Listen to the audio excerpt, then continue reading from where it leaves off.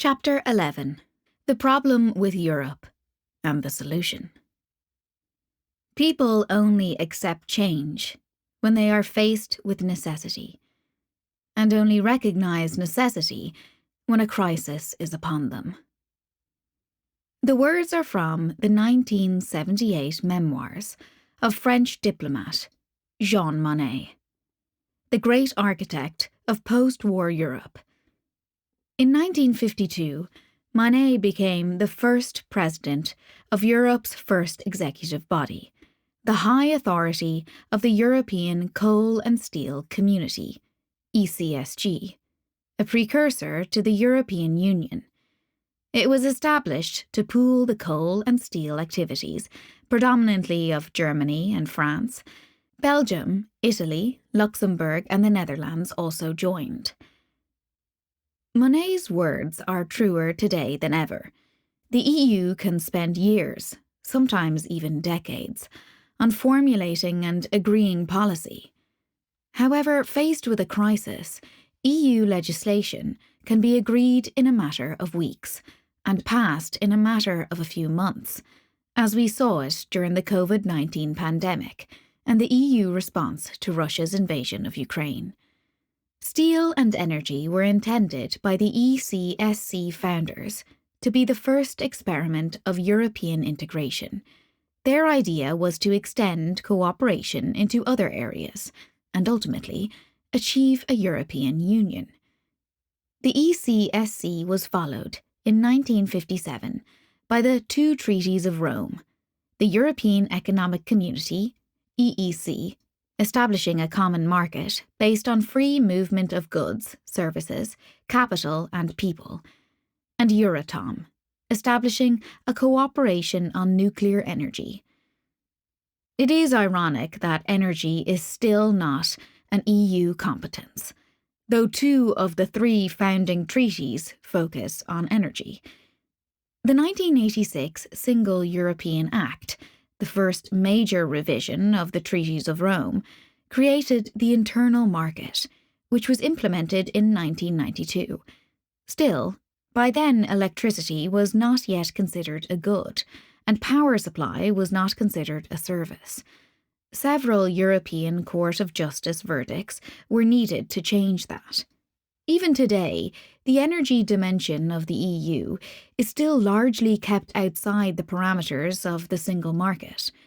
In a report, Much More Than a Market, presented to EU leaders at their special European Council meeting in April 2024, former Italian Prime Minister Enrico Letta suggests the lack of integration in the energy sector is a primary reason for Europe's declining competitiveness. Former European Central Bank President Mario Draghi agrees. The first sentence of the recommendations in his 400-page report on the future of European competitiveness to European Commission President von der Leyen is, "Energy is a key driver of the European Union's competitiveness gap vis-à-vis other world regions. This has been the case since the early 2000s. But the gap has recently deteriorated as a result of the energy crisis. Structural reasons are at the core of this gap and have been exacerbated during the last 2 years. There are many reasons for the slow pace in creating a well-functioning European single market for electricity. First of all, it is a complicated product, unlike anything else, and it is fundamental to sustain life on Earth as we know it. The product must be produced and delivered the very moment the consumer, often unconsciously, demands it. The electromagnetic wave rippling through the electrons propagates at close to the speed of light, and the product is invisible. Electricity requires national and cross-border distribution and transmission grids that are often seen as visually and environmentally obtrusive. Moreover, energy security concerns give national governments a strong inclination to maintain national political control over energy. Lastly, the legacy structure of the European power sectors is very rigid. So is the governance framework for building the electric highways that must connect the European nations in the future if we are to become climate neutral and independent from Russian fossil fuels. In 2021, the EU imported 91.7% of its oil, 83.4% of its gas, and 37.5% of its coal, contributing to an overall EU energy dependency of 55%.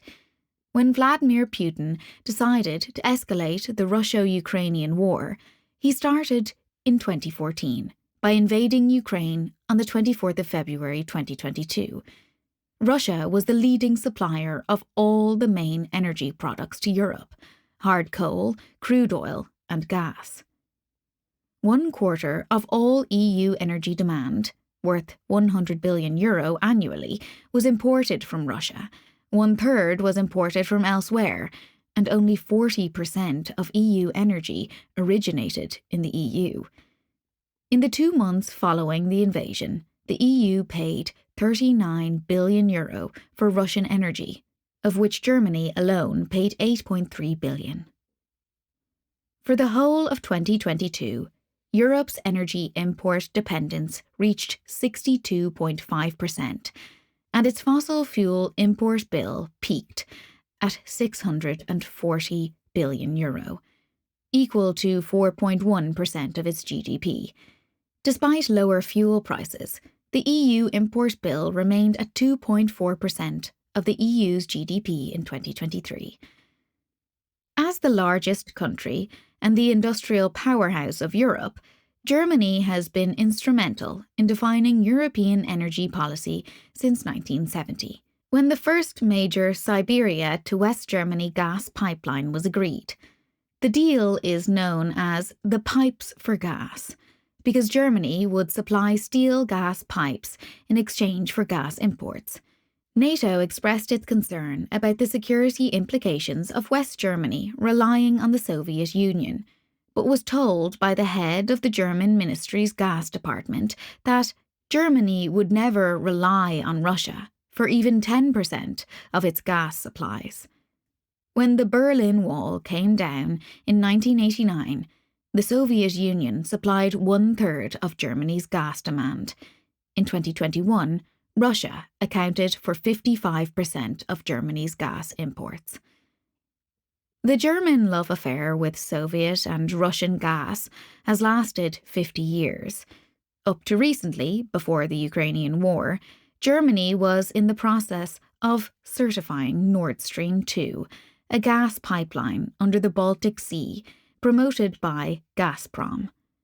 In response to Putin's recognition of the Donetsk and Luhansk republics as independent states and the invasion of Ukraine, German Chancellor Olaf Scholz indefinitely suspended the approval of Nord Stream 2. The pipeline was then blown up, together with its predecessor Nord Stream 1, in autumn of 2022. Nord Stream 1 was originally installed under Putin and German Chancellor Gerhard Schröder, 10 days before the election that saw Angela Merkel become Chancellor. Schröder went on to work as a lobbyist for Nord Stream AG and the Russian state's energy companies Gazprom and Rosneft. Meanwhile, France, the other European powerhouse, has its own problems. In October 2022, the price for electricity for delivering in January 2023 increased above €1,000 per megawatt hour after nuclear power operator EDF reduced its forecasted output for the 4th time following corrosion stress problems. After having been a net exporter of electricity for 42 years, France became a net importer of electricity in 2022. Germany has changed its mind on energy on numerous occasions and is on the brink of changing it again. Russia invaded Ukraine on the 24th of February 2022. It took EU leaders only 2 weeks to agree to phase out EU dependency on Russian fossil fuels at an informal meeting at Versailles on the 11th of March. In 15 days, Europe agreed to phase out 1/4 of its energy imports as soon as possible. How right Jean Monnet was when he wrote in his 1978 memoirs, "I have always believed that Europe would be built through crises, and that it would be the sum of their solutions." He added, "But the solutions had to be proposed and applied." In Monnet's spirit, the European Commission was tasked with coming up with a proposal on how to become independent of Russian fossil fuels. In May 2022, it suggested a combination of diversifying supply, accelerating renewables, and making greater use of energy efficiency. It is often in the implementation phase of EU policy that things go wrong or get held up, as was the case with the European Emissions Trading Scheme, ETS, the EU's flagship tool to reduce EU greenhouse gas emissions, agreed in 2003. It had been preceded by long discussions on whether to auction the right to pollute with CO2, the preferred option by the renewables industries and the environmental community, or to allocate the allowances for free to the polluters, preferred by energy-intensive industry and the fossil fuel power companies. The fossil fuel and energy-intensive industries, backed by European governments, won, and most CO2 allowances were given for free to the polluters. Moreover, far more allowances were eventually given to the emitters of CO2, providing handsome windfall profits for industry and the fossil fuel operators. Only 15% of the pollution rights should be auctioned. Giving away rights to pollute for free to the polluters was clearly a bad policy decision, and in direct contradiction to the treaty's environmental rules, which state that EU policy is based on the principles that environmental damage should be, as a priority, be rectified at source, and that the polluter should pay. The ETS, when introduced, largely followed a principle of polluter benefits rather than polluter pays. In November 2022, WWF, an NGO, published an analysis showing that over the period 2013 to 2021, more than half of the ETS emission allowances, 53%, were handed out to polluters for free. These free permits to pollute were worth €98.5 billion, more than all the revenue that EU countries earned through selling regular allowances. One would think that the European Commission, the institution responsible for defending the EU treaties, would consider the ETS, as it was launched, a failure.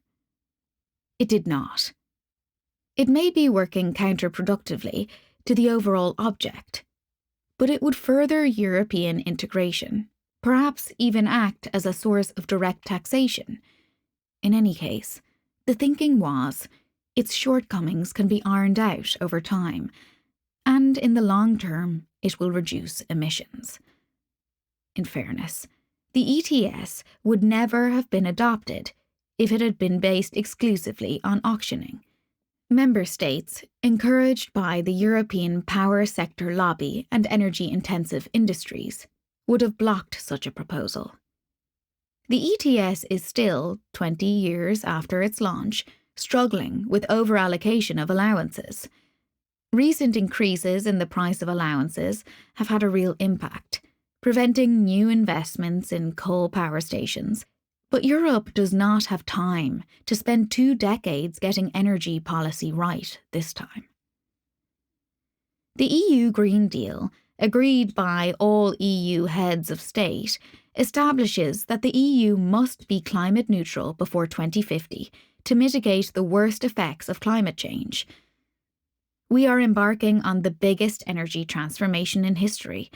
It must happen at a speed unparalleled in history, and must assume that a quarter of our energy supplies, those from Russia, are unavailable for any foreseeable future. Moreover, as the International Energy Agency, IEA, has pointed out, reaching net zero by 2050 requires widespread use of technologies that are not on the market yet. The IEA reckons that half the reductions needed will come from technologies that are currently at the demonstration or prototype phase. We do not need to invent entire new power generation technologies. However, we must become better at scaling innovative grid technologies that are already commercially available, such as dynamic line rating and advanced sensors. We also need to bring new, unobtrusive, high-capacity transmission technologies, such as those based on superconductors, to market, as they consume far less critical raw materials. The biggest threat to achieving the climate and energy independence ambitions of Europe, and indeed of the entire world, is the presumption that we are on the right path, that progress is happening at sufficient speed, and that we have the technology to do it. We are not on the right path. Progress is not happening fast enough, and though we have most of the technology, much of it is not scaled commercially. Take the EU decarbonisation target and what it would mean for our electricity grids to decarbonise the economy by 2050, including for power, transport, heating, cooling, industry and agriculture. Europe would need to achieve zero emissions in the power sector in the second half of the 2030s, says the European Commission. The EU has reduced its greenhouse gas emissions by a quarter over the 3 decades since 1990, and it only has another 3 decades to reduce the remaining 75%. The transition from a largely coal-based global energy supply in 1900 to economies based on liquid and solid fossil fuel has lasted more than a century. We have less than 3 decades to decarbonise our energy and less than 15 years to decarbonise electricity.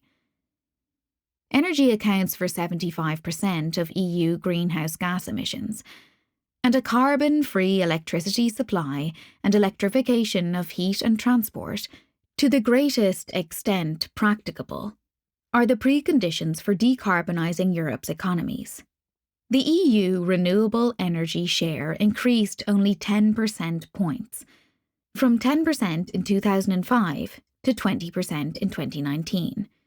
In the same period, the share of renewables in the electricity sector increased from 16% to 34%, and renewable electricity production doubled from 500 terawatt-hours, mainly hydropower, to over 1,000 terawatt-hours of mainly wind and solar. The growth in renewable energy was sparked by legislation proposed, negotiated, and passed under the leadership of Latvian diplomat and politician Andris Piebalgs, who served as EU Commissioner for Energy from 2004 to 2010. As part of the so-called 2020 Climate and Energy Package, from 2009, his directive on promoting renewable energy established individual, legally binding targets for the share of renewable energy in all member states, with an ambition to reach 20% renewable energy by 2020. By 2020, renewable energy's share had grown to 22%. It established Europe as the global leader in solar and wind technology. Unfortunately, Europe has not managed to maintain its lead in solar and is seriously challenged with regard to its leadership in wind energy technology. Despite this golden period of growth for renewable power in Europe, electricity's share of overall EU gross final energy consumption has remained unchanged at 24% for the past 15 years. Over the last 30 years, electricity's share of energy has increased by only 5% points. It needs to more than triple to reach the Green Deal decarbonisation objectives. Moreover, electricity will be needed to produce hydrogen and hydrogen-derived fuels, in certain cases, in hard-to-abate sectors such as aviation, shipping and industrial processes. where direct electrification, the most cost and energy efficient approach, is unpractical or impossible, as discussed in the previous chapter, Figure 43, Hydrogen Energy Ladder, V5. Europe has all the prerequisites to make the necessary transition towards a decarbonised economy based on renewable electricity. We have access to affordable renewable electricity generation in abundance in the form of solar power and onshore and offshore wind, and we can process data at unprecedented speed. But we need infrastructure. The renewable electrons need to move freely across borders for all Europeans to benefit. The majority of power generating capacity needed will come in the form of offshore renewables, for which no grid infrastructure currently exists. Whether Europe manages to build out its electricity infrastructure in time will be the main determinant of its ability to decarbonise its economies.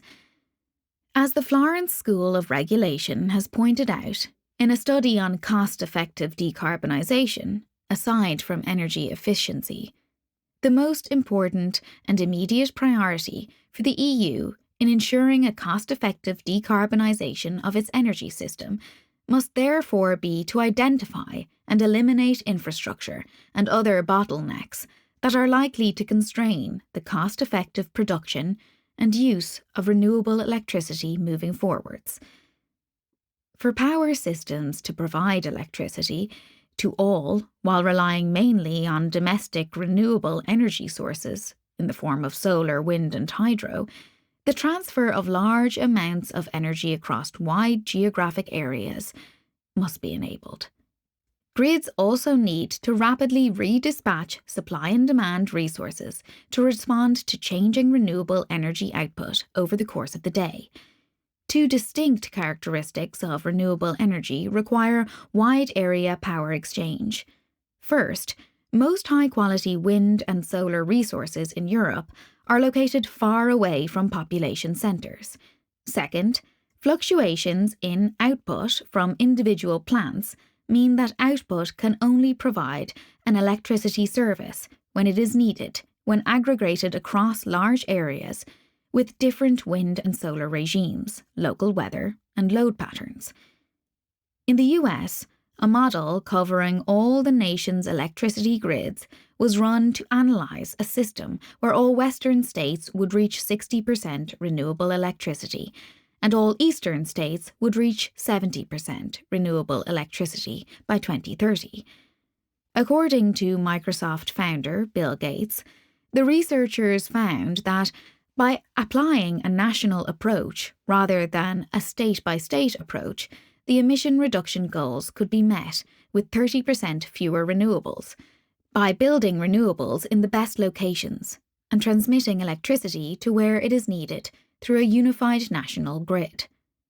Similar results would apply to Europe if such analysis were to be undertaken. Grid expansion cannot keep up with the rapid build-up of renewables in Europe, and energy is already being wasted. In Germany alone, 33 terawatt-hours of electricity was lost due to curtailment in 2022 to 2023. The practice usually means deliberately reducing renewable energy production that cannot reach a consumer and deploying fossil fuel generation elsewhere. The cost to German consumers was €7.3 billion over the 2 years. In Ireland, the dispatch down was 10.7% of available wind generation and 9.1% of solar in 2023. Increasing to an average of 11.3% for wind by mid-2024 because it could not find a way to the consumer. The socialisation of curtailment costs, the costs of inefficiency where market design does not support the renewable energy expansion needed for decarbonisation, is on the increase in many markets. While grid expansion is essential, anticipatory investment in grid must be a principle to support the energy transition. There are, meanwhile, market mechanisms and governance approaches that can be deployed to significantly reduce the absolute waste that is curtailment. Much can be learned from the Chinese example in particular. During the mid-2010s, curtailment exceeded 10%, and multiples of this, up to 40%, in the regions where renewable capacity was concentrated. By 2023, this fell to 2% for solar and 2.7% for wind, according to the state-run news agency Xinhua, despite the exponential growth of solar and wind meanwhile. Government acted quickly and intentionally. In 2016, the central government launched a Clean Energy Absorption Action Plan. The plan focused on improvements in local distribution, long-distance interprovincial transmission, and energy trading to reduce the curtailment of new energy generation. Rules were imposed to mandate the grid operators, mainly state-run, to compensate renewable generators for curtailment. Then, inspection teams were sent by government to ensure local governments were implementing the laws to prioritise clean sources of energy and maximise purchases from renewable power providers. In July 2024, however, following another record year of wind and solar installation, Chinese curtailment rates were reported by Reuters to be increasing again, but at just 4%, still to the envy of many European countries. It is clear from the Chinese example that maintaining acceptably low levels of curtailment, high levels of utilisation for renewable energy generation, not least to maintain investor confidence when so much more is needed, is a continuous task underpinning a successful energy transition. As of today, there is no single market for electricity in Europe. The energy union is incomplete and will remain so until we create the necessary grid infrastructure, allowing us to tap the vast offshore renewable energy potentials of the European seas and connect these to the consumers and the vast solar resources in the south. In his report to EU leaders in April 2024, former Italian Prime Minister Enrico Letta suggested that the lack of an interconnected single market in electricity was a main contributor to Europe's overall competitive disadvantage. He is right. If we get it right, the commercial opportunities, the energy security improvements, and the environmental benefits will be vast. If we get it right, Europe can finally gain energy independence, while reaping the commercial benefits of exporting those solutions to the rest of the world. Checkmate Russia and the Middle East. We need a pan-European approach to decarbonisation. This means a coordinated approach to renewable development supported by a grid that can ensure security of supply for all countries based upon indigenous renewables. If we get it wrong, if we deploy suboptimal infrastructure, it will cost jobs, reduce European competitiveness, and prolong our dependence on imported fossil fuels at unpredictable prices. Europe needs dramatically increased power system capability and flexibility in the coming decades to accommodate renewables. This must be provided for by increased interconnection and innovative grid infrastructure, not least in the offshore space where no grids exist today. Today, Europe is applying a national approach to cross-border infrastructure planning, and we are slowly, very slowly, moving towards a regional approach to offshore grid planning, with a 10E regulation on cross-border infrastructure that was adopted in June 2022. We must end incrementalism in Europe and start planning for a European grid infrastructure that can sustain decarbonisation and energy independence, and include our Northern African neighbours, the UK, Norway, and our neighbours to the east. Today, grid planning is left with the National European Transmission System Operators Organisation, ENTSO-E. It is the European Association for the Cooperation of TSOs for Electricity. It was established and given legal mandates with the Third Energy Package in 2009 in order to ensure optimal management of the electricity transmission network and to allow trading and supply electricity across borders in the community. It was mandated to draw up, publish, and regularly update a non-binding community-wide 10-year network development plan, TYNDP, to ensure greater transparency regarding the EU electricity transmission network. Its mandates were extended in 2019. It is also granted powers under the recently revised 10E regulation, which defines European Projects of Common Interest, PCIs.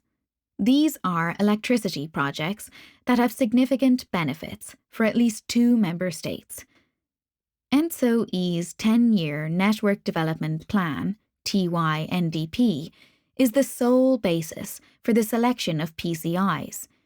PCIs benefit from accelerated permitting procedures and funding from the Connecting Europe Facility, CEF. Every second year, ENTSO-E is obliged to issue a so-called 10-year Network Development Plan, the TYNDP. The main problem is that they do not constitute a network development plan. It is largely a wish list from its members that builds on the existing grid and provides access to EU support and funding. The latest TYNDP, published in July 2022, even makes the point itself. The system needs study is not a network development plan and does not identify solutions, it states. We need a long-term grid plan for decarbonisation. The EU is currently basing its future grid development on a scenario depicting today's grids, plus those additional projects that are likely to make it through the current planning process. The result is a small, inefficient grid, which will not be compatible with decarbonisation, energy independence, and the need to integrate renewable energy sources. Another significant shortcoming of the current incremental approach is that it will not necessarily result in the most efficient pan-European system. We need to assume an optimal system for 2050, ideally for Europe as a whole, and work our way back. Infrastructure projects that deliver the highest contribution earliest should be delivered first, while also factoring in their lead times, technology innovation, and the need for an optimised, meshed offshore grid to support offshore wind. ENTSO-E's focus is clearly on grid operation. It should be, and the TSOs are good at it. However, ENTSO-E has a mandate and a legal obligation to do scenario planning, identify system needs, and develop network plans. And at this, it is less gifted. Ember, a think tank, found in a recent analysis that 11 out of 26 European nations are basing their grid investment decisions on plans that assume lower wind and solar capacities than indicated by their national targets. ENTSO-E's scenario of the future electricity system is called National Trends, NT. It is largely based on projects brought forward by TSOs, evaluated against a set of technical and economic criteria, assuming a scenario based on national policies and trends from long before the European climate law was unanimously agreed, and the decision to become independent from Russian fossil fuels was adopted. ENTSO-E did put considerable work into 2 carbon-neutral scenarios: Global Ambitions, GA, and Distributed Energy, DE. GA was dismissed altogether in the TYNDP 2022 System Needs Report, with no reason provided, and the DE was allocated just 1 page. It noted that solar and wind would both need to double compared to the national trends scenario, and that natural gas imports would need to fall by 50%. However, none of the conclusions from the decarbonisation scenario were used to identify system needs.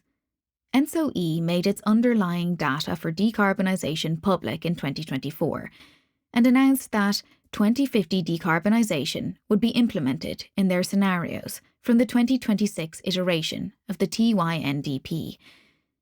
That timeline should be brought forward, given the urgency of the grid challenge and the cost of inaction.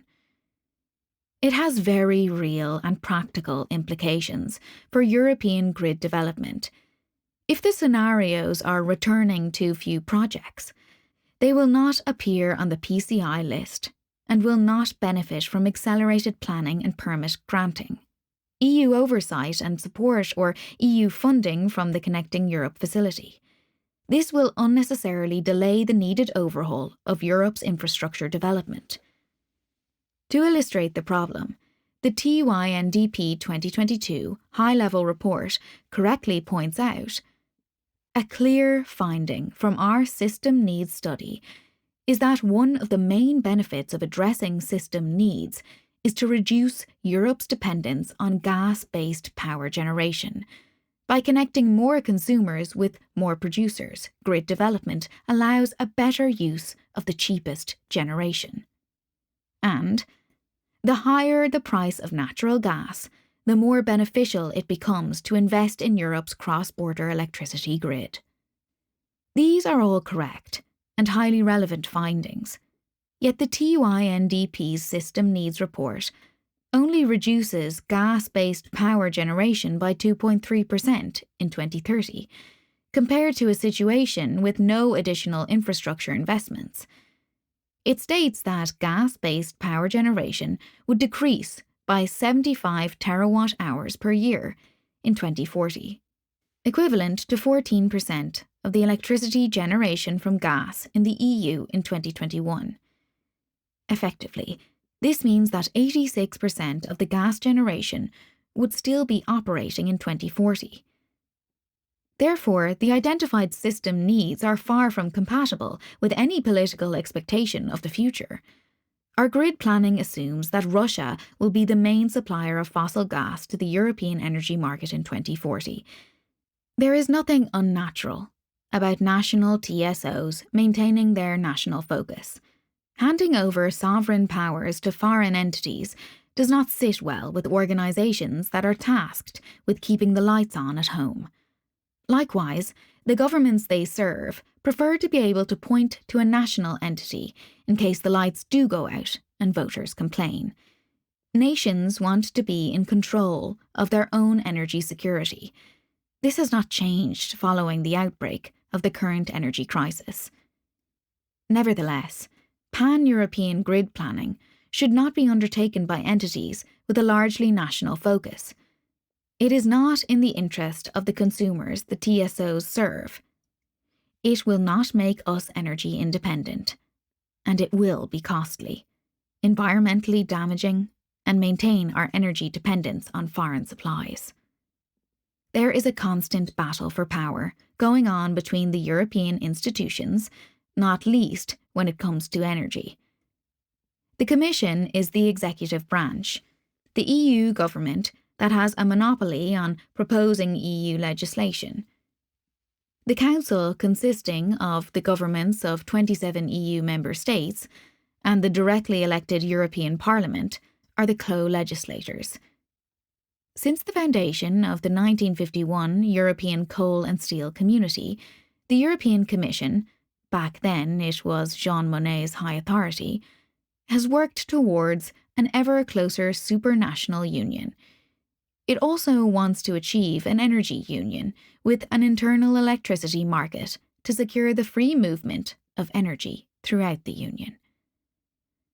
When the 10E regulation was revised in 2022, it was explicitly written in the text that more scrutiny is required, in particular as regards defining the scenarios for the future, identifying long-term infrastructure gaps and bottlenecks, and assessing individual projects to enhance trust in the process.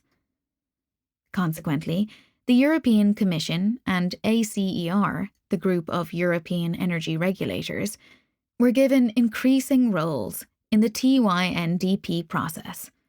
Clearly, the Commission was not satisfied with ENTSO-E's approach to developing usable scenarios for European infrastructure.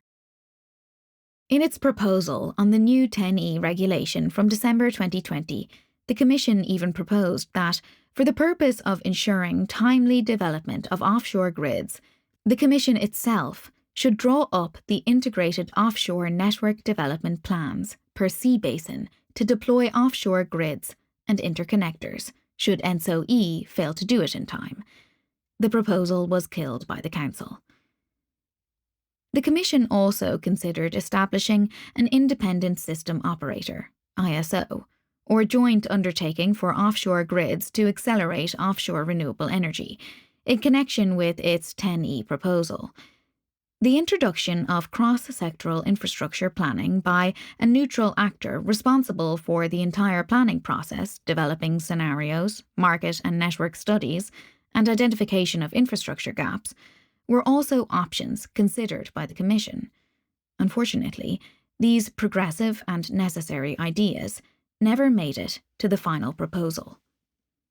The Commission seems ready to take on a stronger coordinating role in scenario building and network planning of offshore grids.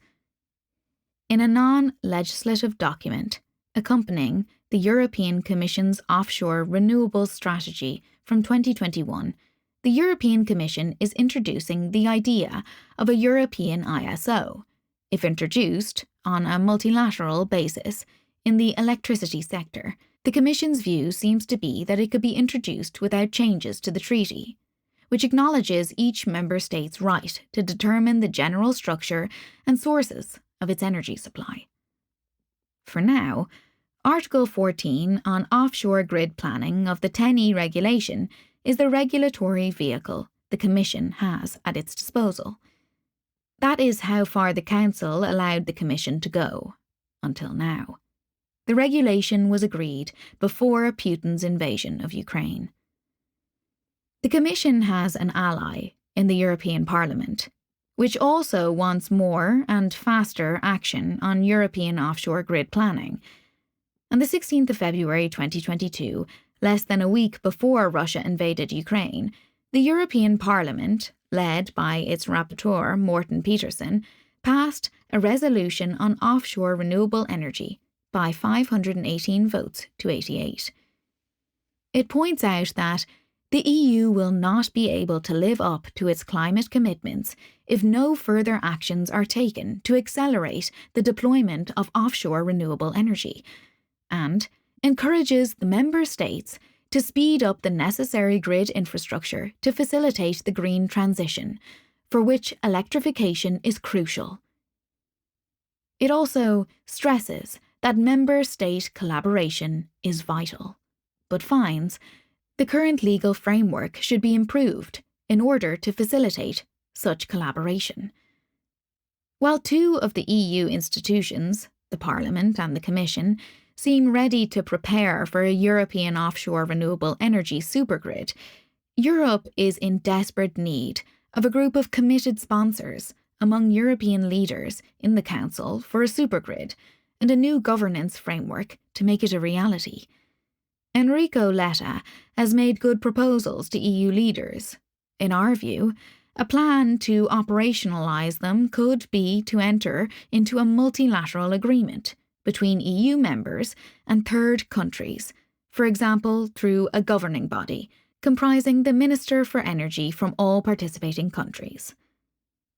The governing body would charge an executive architect, or the Clean Energy Delivery Agency, suggested by Enrico Letta, to draw up plans for the design of the grid to accommodate the individual and collective renewable generation deployments agreed, and to secure supplies to participants' citizens.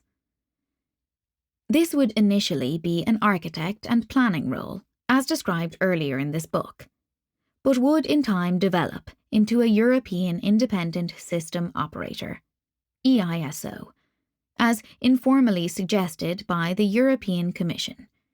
It would be independent of asset ownership, developing and operating the pan-European grid to meet the needs of participating countries. The EISO would be responsible for operating and planning the system, specifying the need and tendering for the development of new infrastructure, granting third-party access and collecting charges to pay for the grid, ensuring the long-term ability of the system to meet demand and decarbonisation targets for 2050 and sub-targets at 5-year intervals, initiating an offshore infrastructure research and innovation programme, coordinating with national TSOs, infrastructure developers and asset owners. The EISO would call for assets to be developed by specifying the need and specification and then tendering for the development of new infrastructure. This should be a competitive process to get the most economically advantageous outcome, whereby the winner would consent, develop and become the licensed owner. EISO should itself not own any infrastructure assets to avoid conflicts of interest. The European Commission acknowledged the vast potential of offshore wind more than 25 years ago in a 1997 white paper for a strategy and action plan for renewable energy.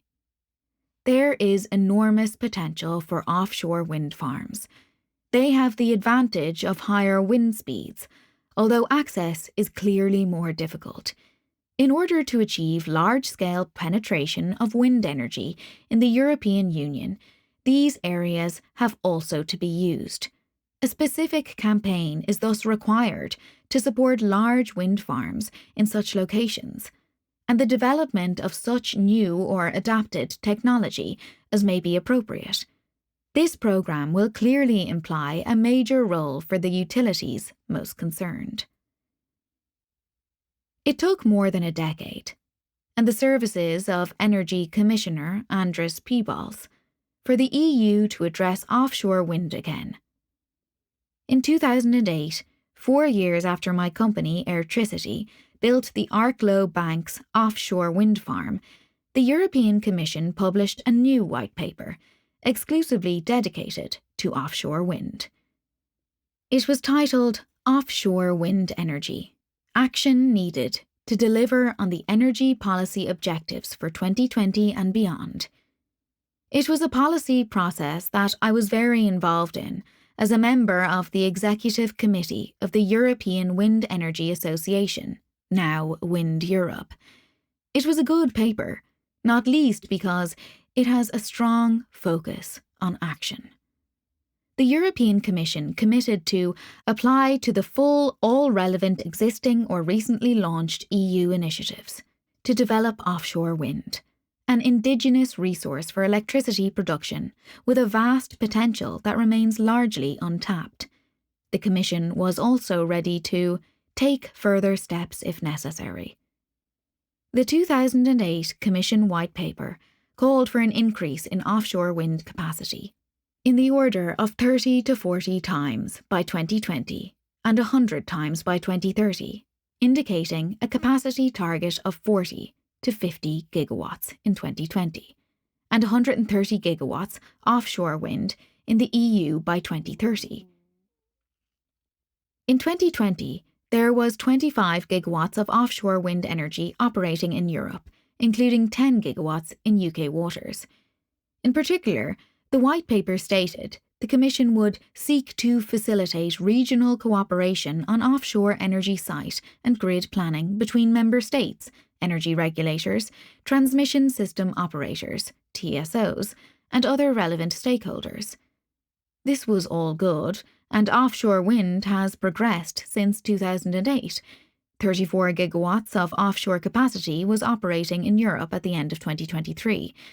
However, this has mainly been the result of national initiatives, predominantly in the UK, 14.8 gigawatts, which is no longer in the EU, Germany, 8.5 gigawatts, Netherlands, 4.7 gigawatts, Denmark, 2.7 gigawatts, and Belgium, 2.3 gigawatts. Unfortunately, Commissioner Piebalgs' term as Energy Commissioner ended in 2010, and he was replaced by Germany's Günther Oettinger.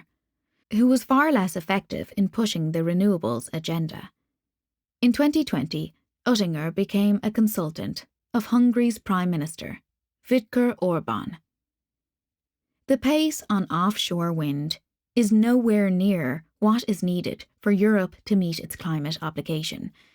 Jean Monnet would probably have said that the effects of climate change come too slow to make it appear like a crisis that could necessitate the need for decisive, coordinated European action. As suggested by our original estimates, to decarbonise Europe's energy system by 2050, we would need some 450 gigawatts of onshore wind, up from 238 gigawatts in 2023, 1,000 gigawatts of solar, up from 260 gigawatts in 2023, and 740 gigawatts of offshore capacity, 34 gigawatts in 2023, to be operating. See Chapter 8. For comparison, ENTSO-E's 2024 scenario suggests that decarbonisation in Europe could be achieved with 808 gigawatts onshore wind, 496 gigawatts offshore wind, and 2,008 gigawatts of solar. In individual pledges, European governments have already collectively agreed targets for some 496 gigawatts of offshore and floating offshore wind to be operating before 2050, up from 34 gigawatts at the end of 2023. That is 17 gigawatts per year, or 32.69 megawatts every week between 2024 and 2050, just to meet the government's announced targets. In 2023, Europe installed 3.8 gigawatts offshore wind, or 73 megawatts per week in Europe, including 16 megawatts in the UK. So despite the big numbers and the distant timeline, Europe needs to install 5 times our offshore deployment rate to deliver what is needed. In 2023, the EU installed 16.2 gigawatts new wind capacity, less than half the 33 gigawatts needed annually between 2024 and 2030, according to Wind Europe, to meet the legally adopted EU renewable energy target of 42.5% renewables by 2030. The ability to deliver onshore and solar gives us hope, but a key point is that we will have to deliver more onshore if we cannot deliver offshore. This may prove to be difficult and counterproductive. Community resistance will be encountered when trying to build more wind power on land. Capacity factors will be between 1/2 and 1/3 on land of what is achievable offshore. Or, put another way, we are lucky to have a huge offshore resource that we should maximise, and that reduces the infrastructure needed closer to where people live and work. While annual installations of onshore wind and solar are now approaching the levels needed, offshore wind still lags far behind what is needed to become energy independent and carbon neutral. That is to some extent because technology, in particular floating wind, needs to develop further. However, the main impediments to significantly increasing offshore wind to the levels needed are the lack of physical grid infrastructure, the absence of real pan-European coordination, and a flawed governance framework for offshore grid planning. Moreover, there are severe supply chain constraints in HVDC sea cables. An order placed in 2023 would not be delivered until after 2030. Europe needs a pan-European offshore renewable supergrid. Without it, Europe cannot decarbonise. Urgent action is needed, and it must be coordinated at pan-European level. The role of electricity grids to meet the political goals of decarbonisation and energy independence did not receive much attention from EU policymakers over the past 20 years. In the second half of 2023, the importance of grid expansion and smarter planning gained increased attention, with the IEA publishing its first ever stocktake of grids. It warned that shortfalls in the reach and quality of grid infrastructure could put the goal of limiting global warming to 1.5 degrees Celsius out of reach and undermine energy security. Meeting climate and energy goals would require grid investments to double by 2030 to $600 billion per year, it says, and recommends that governments back large-scale transmission projects to ensure grids are prepared for further strong growth in renewable power. In Europe, it is 37 years since the signing of the Single European Act, establishing an internal market based on 4 freedoms: the free movement of goods, services, capital, and people throughout the EU. Nevertheless, today, the free exchange of electricity through cross-border infrastructure is still heavily restricted. But recognition of the importance of grids is finally gaining momentum.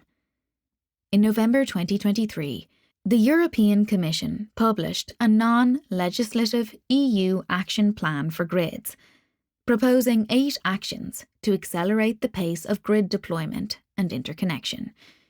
It also asked for increased visibility of innovation solutions for smart grids and better network efficiency, such as dynamic line rating (DLR) and high-temperature superconductor (HTS) cables. At the launch of the Action Plan on the 28th of November 2023, European Commission Executive Vice President for the European Green Deal, Maroš Šefčovič, said, "Grids are the backbone of our energy system.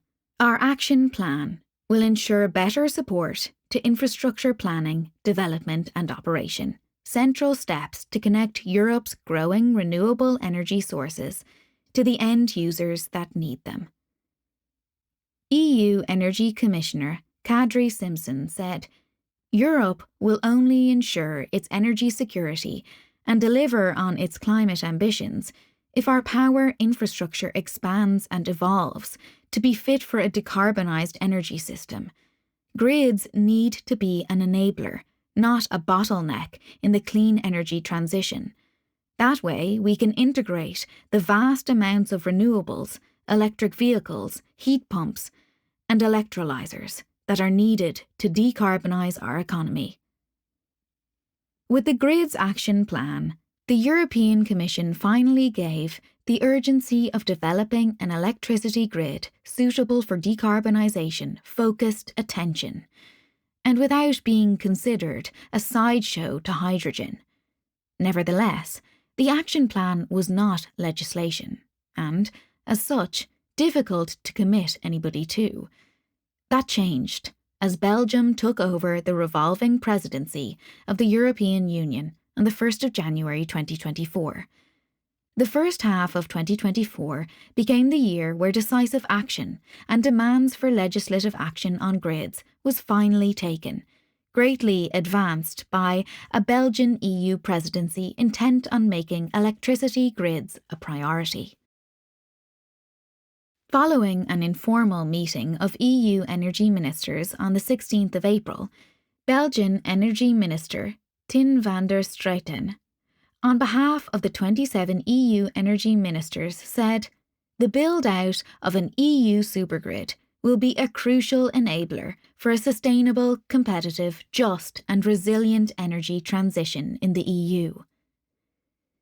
A few days later, EU leaders called for work to be taken forward decisively and swiftly on achieving a genuine energy union.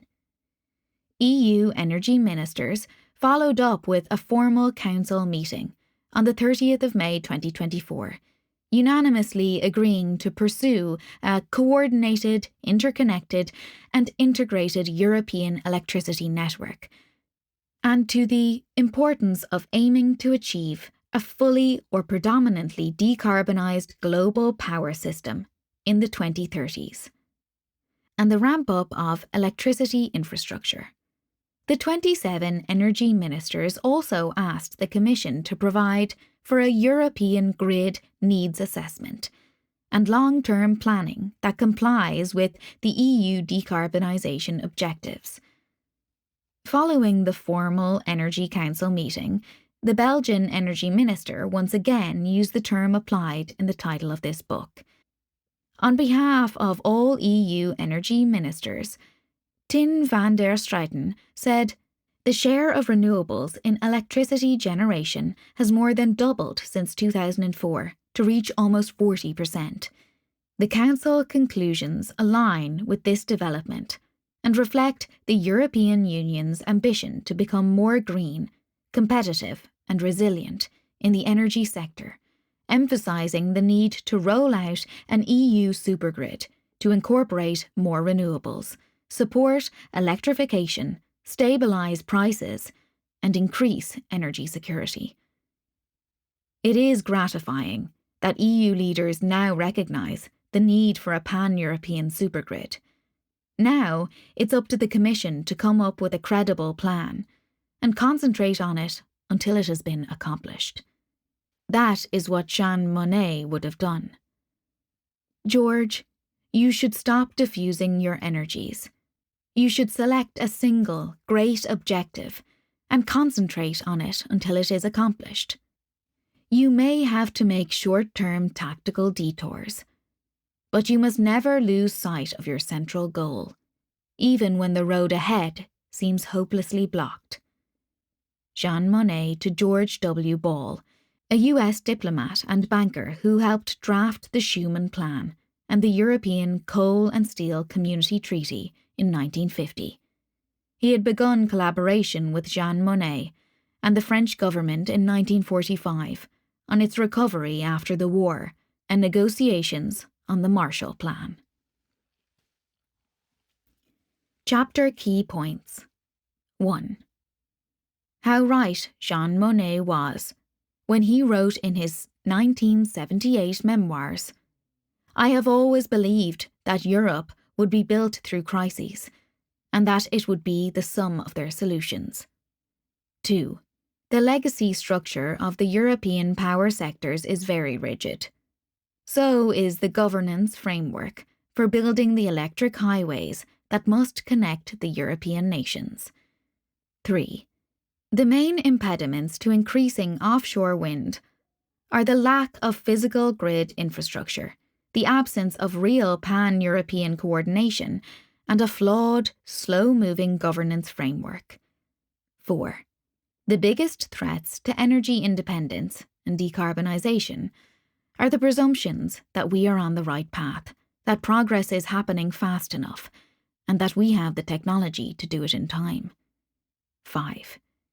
Energy security concerns give national governments a strong inclination to maintain national political control over transmission planning, which by nature should be transnational. 6.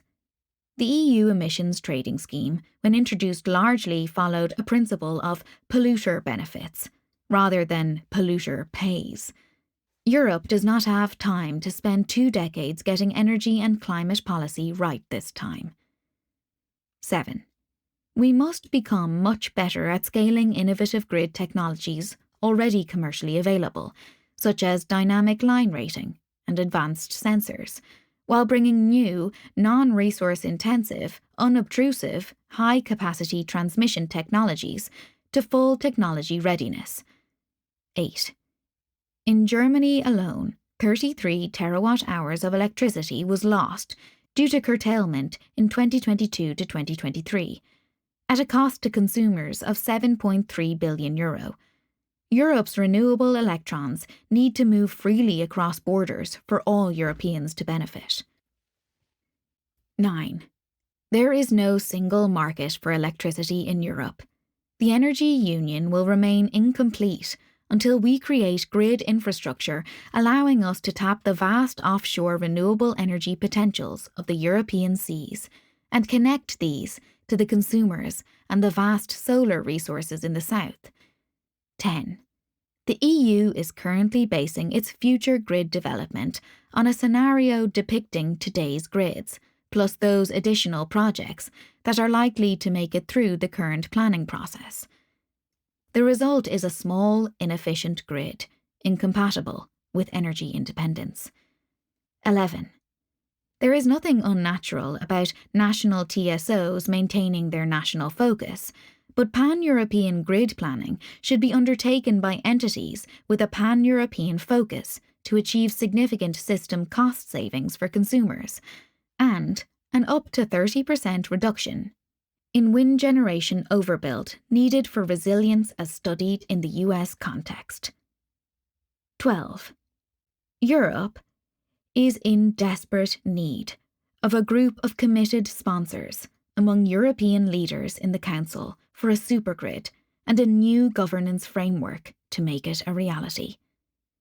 13.